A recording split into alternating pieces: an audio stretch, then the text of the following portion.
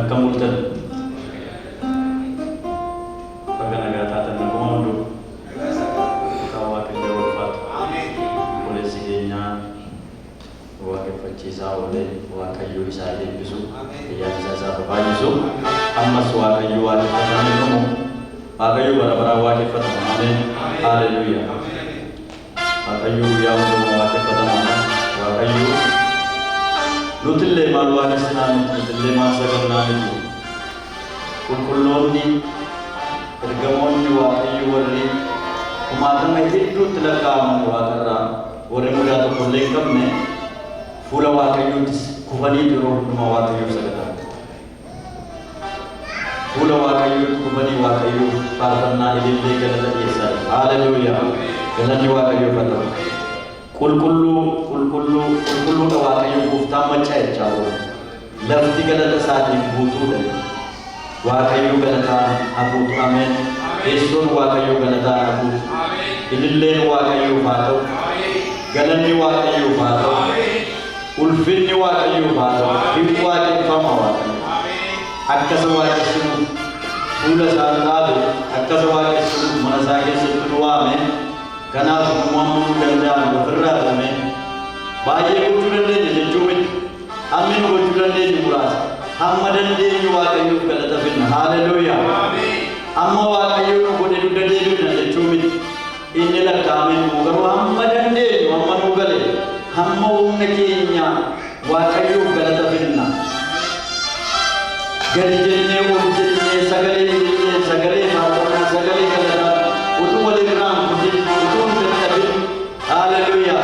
Udun nufin afura Wakayu Isagalle Pone mit kan Wakayu afura Dubi Wakayu afura Warisab Sagadanis afura Puganan Sauka Bay afura Puganan Wakayu Sagan afura Puganan Wakayu Wakisin apa nani lagi nyanne Rodi Madra Dulu ketika membahas Wakayu Wakisin Nafsi Rabbu Dajin Wakayu Wakisin